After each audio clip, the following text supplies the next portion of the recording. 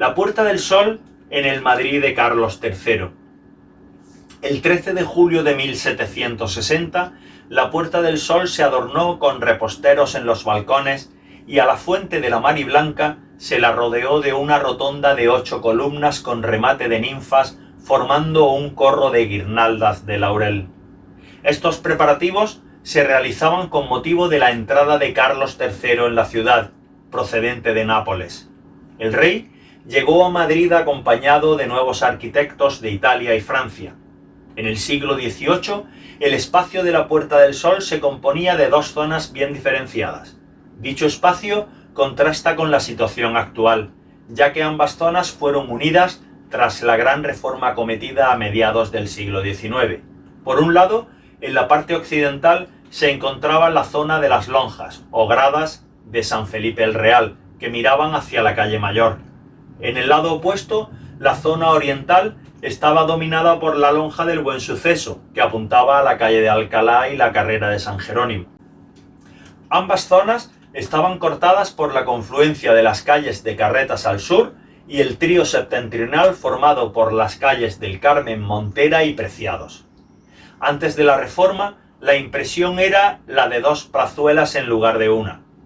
Previo a la aparición de los periódicos, la gente acudía a estas dos áreas para compartir noticias, difusión de novedades, conocer gente nueva, vender mercancías, etc. La Puerta del Sol era conocida también en esta época por su gran cantidad de librerías. Algunos de los puntos de reunión habituales en el Madrid de Carlos III, o mentideros, eran la Real Casa de Postas, la Estafeta, o como se denominaba popularmente, el Corralón, ubicada detrás de la Casa de Correos, las Fosas de Palacio, en el Palacio del Antiguo Alcázar, el Archivo de Novedades y el Mentidero de los Representantes en la calle León. El Ayuntamiento, bajo el auspicio de Carlos III, estableció un sistema de ubicación de calles que corresponde a la denominada Planimetría General de Madrid. El 25 de septiembre de 1765, el rey, debido a la constante queja de los madrileños por tener que encargarse del mantenimiento del sistema de alumbrado de gas de las calles, creó un servicio de serenos, denominados inicialmente faroleros, con el objeto de zanjar este polémico tema. Con el tiempo, los serenos se dedicaron a otras tareas de vigilancia, y la idea pronto se extendió a otras provincias españolas, así como al Nuevo Mundo. Los serenos estuvieron vigilando la noche de la Puerta del Sol hasta mediados del siglo XX. El motín de Esquilache. Cuando en 1759 Carlos III, que entonces reinaba en Nápoles, sucedió a su hermano Fernando VI en el trono español, se hizo acompañar de varios de los colaboradores que habían trabajado para él en el reino italiano. Entre ellos se encontraba Leopoldo de Gregorio Marqués de Esquilache, que ocupó en España un puesto de consejero cercano al nuevo rey. Carlos III le encargó reformas ilustradas en la capital. Sin embargo, ya desde los primeros instantes, el pueblo madrileño empezó a detestarle, haciendo correr rumores de acumular rentas, asignar a sus familiares puestos importantes y vender cargos. Uno de los hijos de Esquilache pasó de capitán a mariscal de campo en un año. El 10 de marzo de 1766, mediante una real disposición, ordenó que los sombreros chambrecos y las capas largas fueran sustituidas por sombreros de 3 picos. Esta indumentaria era considerada muy española, y esto fue considerado como una provocación. El 23 de marzo de 1766, durante el Domingo de Ramos, un hombre paseaba por la puerta de Antón Martín y la guardia le detuvo. El interceptado se defendió y pronto estalló un motín que se dirigió a la Puerta del Sol. El motín hizo que al día siguiente se congregara frente al Palacio Real una multitud, y el nerviosismo hizo que la guardia valona disparase contra una mujer. En represalia, un guardia fue capturado en la calle Mayor. La situación se tensó hasta la intermediación del duque de Medinaceli, que se dirigió a la Puerta del Sol a parlamentar con los amotinados. Se convino finalmente que Esquilache y su familia fueran desterrados, que salieran de la corte las guardias valonas y que el pueblo vistiese según sus costumbres. Finalmente, Carlos III accedió y Esquilache abandonó la ciudad con su familia, dando por finalizada la revuelta. La Puerta del Sol en el 2 de mayo de 1808. La presencia de tropas francesas en España, en virtud del Tratado de Fontainebleau, que había ido haciendo amenazante a medida que iban ocupando, sin ningún respaldo del tratado, diversas localidades españolas.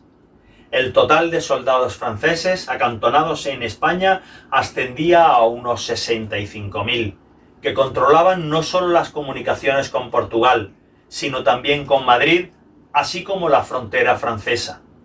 El 18 de marzo de 1808 se produjo el denominado Motín de Aranjuez, un levantamiento popular que tuvo lugar en las calles de esta localidad cercana a Madrid, en la cual se encontraba la corte.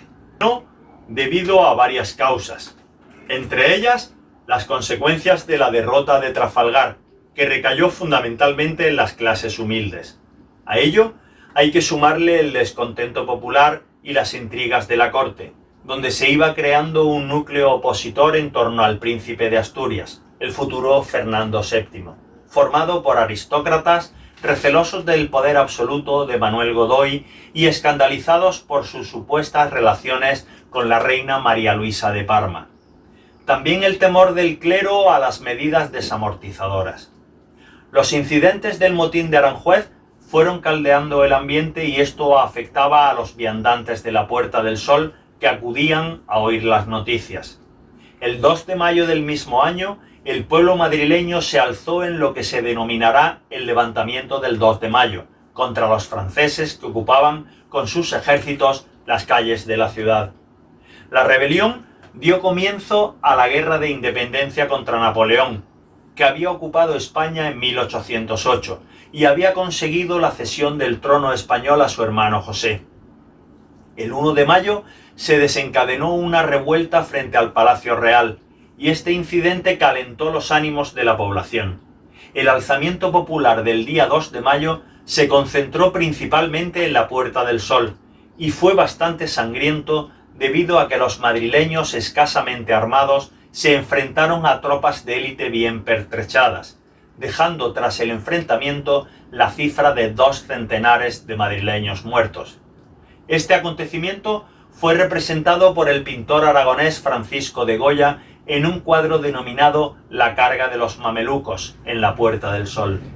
El cuadro, un óleo sobre tela pintado en 1814, se encuentra en la actualidad en el Museo del Prado. En el cuadro, los insurgentes españoles atacan a las tropas de los mamelucos, que eran mercenarios egipcios, que combaten al lado del ejército francés. Goya reflejó en otras obras como Los desastres de la guerra las situaciones de violencia vividas en la Puerta del Sol. Esta revuelta en las calles de Madrid fue aplastada de forma sangrienta mediante el inmediato fusilamiento de los sospechosos al día siguiente, en los campos de Atocha y la iglesia del Buen Suceso. En recuerdo de ese levantamiento popular existe una placa conmemorativa en la fachada del edificio de Correos, a la derecha de su entrada principal. Dicha placa reza: a los héroes populares que el 2 de mayo de 1808 riñeron en este mismo lugar el primer combate con las tropas de Napoleón. Otra placa similar se encuentra frente al Palacio Real. El incidente dio lugar a la Guerra de Independencia, en la que numerosos edificios de la capital española, así como de la Puerta del Sol, resultaron dañados. Otros acontecimientos marcaron la época. El 17 de abril de 1815 se produjo un gran incendio en las casas que había entre las calles de Arenal y del Carmen. Primero se embargaron los cántaros de los aguadores, y al ver cómo se extendía el fuego se derribaron 17 casas de estas calles con el objeto de detener el avance del incendio. Posteriormente, el cura Merino se plantó ante el carruaje de Fernando VII cuando pasaba por la Puerta del Sol y, mostrándole la Constitución de Cádiz, pronunció la frase que posteriormente se haría canción revolucionaria: trágala, tirano. La Puerta del Sol en el Madrid romántico, a comienzos del siglo XIX, José Bonaparte, apodado por los madrileños como el Rey Plazuelas, debido a su empeño por realizar transformaciones urbanísticas, procedió al ensanche de diversas calles de Madrid, derribando casas e iglesias. José I encargó al arquitecto Silvestre Pérez que realizase el ambicioso proyecto de ensanchar la calle del Arenal. De esta forma se ennoblecía el pasaje al Palacio Real y se daba mayor protagonismo al eje Alcalá-Palacio Real. Esta obra no se pudo realizar debido a su corto reinado y a la mala situación económica del país bajo Fernando VII, que no le dio para realizar reformas urbanísticas. El 13 de diciembre de 1829, la Puerta del Sol recibió engalanada a la cuarta y última esposa del rey Fernando VII, María Cristina, a quien acompañaban sus padres, los reyes de las dos Sicilias. Para la ocasión se engalanó la fuente de Mariblanca. La estatua de la Mariblanca fue trasladada en 1838 a la Plaza de las Descalzas. El 10 de octubre de 1830, con motivo de la celebración del nacimiento de la princesa Isabel, se estrenó por primera vez en España la iluminación por gas en toda la Puerta del Sol y sus calles adyacentes, procedente de la fábrica de gas cercano a la Puerta de Toledo. La fachada del Buen Suceso llegó a mostrar casi 50.000 luces. Los mercados ambulantes, tan típicos a comienzos de siglo, se trasladaron a la recién creada Plaza del Carmen. En 1834 se numeraron los locales y las casas de las calles de todo Madrid, siguiendo un sistema de asignación que se fundamentaba en la cercanía a la Puerta del Sol. En 1836 comenzó a aplicarse la desamortización de Mendizábal, la cual afectó a casi un centenar de edificios religiosos, de los que muchos fueron vendidos o demolidos. Uno de los edificios demolidos de la Puerta del Sol fue la Iglesia del Buen Suceso, derribada en 1854, dejando un espacio libre en la parte oriental de la plaza. Con el mismo efecto se derribó San Felipe el Real, se dejó el convento que posteriormente se derribó para construir la Casa Cordero, y Nuestra Señora de las Victorias, dando lugar a la calle Espoz y Mina. La victoria del 7 de febrero de 1860 en la batalla de Tetuán hizo que se produjese una gran algarabía festiva en la Puerta del Sol. Isabel II dio un discurso desde el balcón de gobernación, y en la noche se celebraron banquetes en los cafés de la Puerta del Sol. Periodo de fondas. Existen referencias de que la Puerta del Sol tenía tabernas económicas ya en el año 1774. A pesar de ser la época de desaparición de las alojerías, de 1835 a 1838, la Puerta del Sol comienza a tener nuevos establecimientos hoteleros. En 1839 se inaugura un establecimiento con marcado carácter madrileño. El francés Emilio Huguenin Lardy abre una pastelería en la cercana carrera de San Jerónimo y la denomina Lardy, un establecimiento que con el tiempo se convertiría en un restaurante afamado en la sociedad madrileña. Un nuevo medio de transporte llega al corazón de la villa, la diligencia, que trae a la Puerta del Sol un protagonismo inesperado. La afluencia de visitantes aumentó debido a su cadencia de llegada.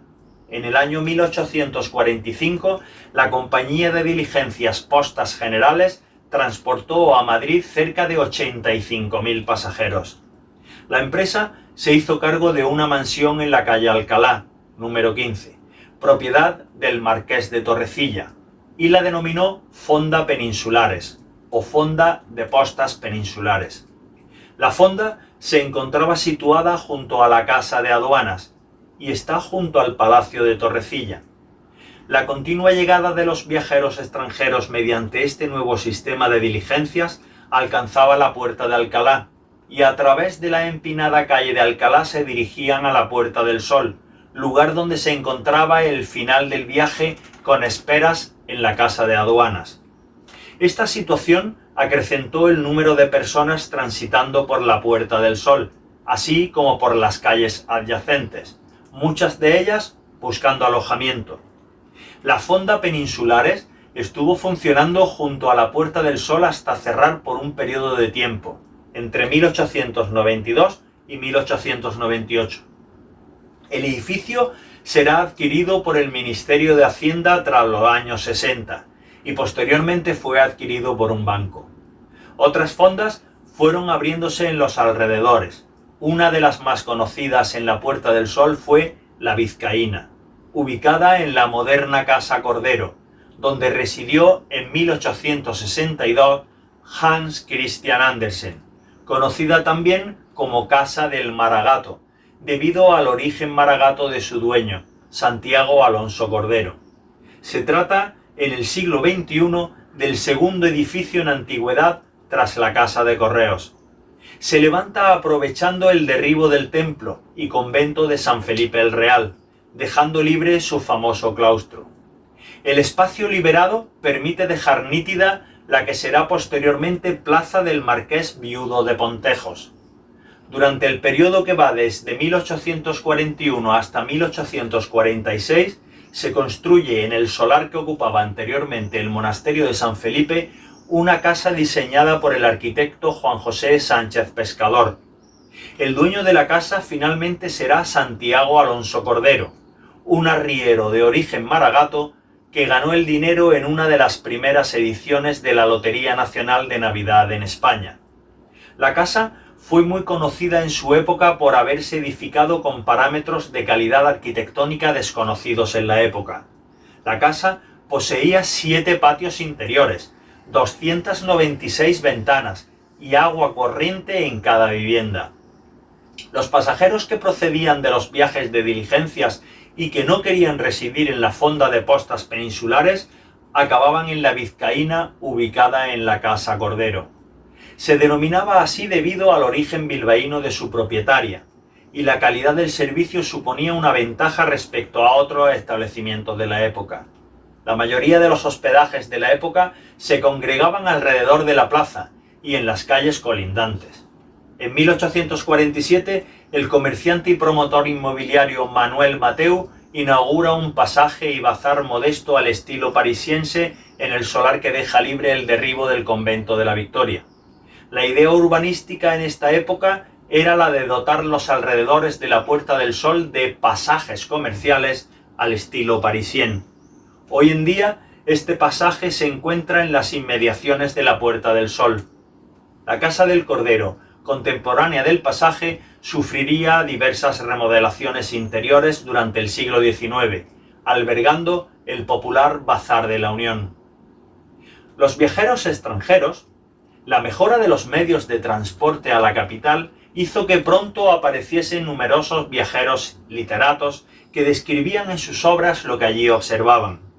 Uno de los primeros viajeros que describió la Puerta del Sol a mediados del siglo XVIII fue el Marqués de Langle, José María Jerónimo Fleurot, que describe en su viaje de Fígaro a España la Puerta del Sol como una entrada alegre a la ciudad, haciendo referencia a casas de varios pisos. Este libro fue censurado en 1788 por el conde de Aranda. En 1797, el viajero alemán Christian August Fischer se establece en Madrid durante un año y hace una descripción de la villa cotidiana en la plaza. Menciona que solo 2 edificios daban majestuosidad a la plaza: el edificio de Correos y la iglesia del Buen Suceso, siendo el resto un conjunto de casas medio derruidas y apuntaladas. Describe un ambiente lleno de gente que hace difícil circular a pie, un ruido atronador de diversos pregoneros gritando, calesas circulando y aguadores que se reúnen en la fuente de la Mariblanca, gritando agua fresca, buena agua fresca a quien quiere. Las naranjeras, las floristas, los cocheros, los vendedores de gacetas, los mendigos, las cortesanas, etc. Comenta Fischer que la plaza era más ruidosa los días festivos debido a la gente que se congregaba allí al salir de las iglesias cercanas. En 1843, el francés Théophile Gautier publica su relato Voyage en Espagne. Gautier ya menciona algunos de los cafés existentes en la Puerta del Sol, como son el Café de Levante, y describe la afición de los madrileños a los sorbetes y diversas bebidas refrescantes como el agraz, el agua de cebada en la jerga de la época. Otro de los viajeros extranjeros que describe el ambiente social de la plaza es Richard Ford, que narra la costumbre española de pasear con la capa y el sombrero.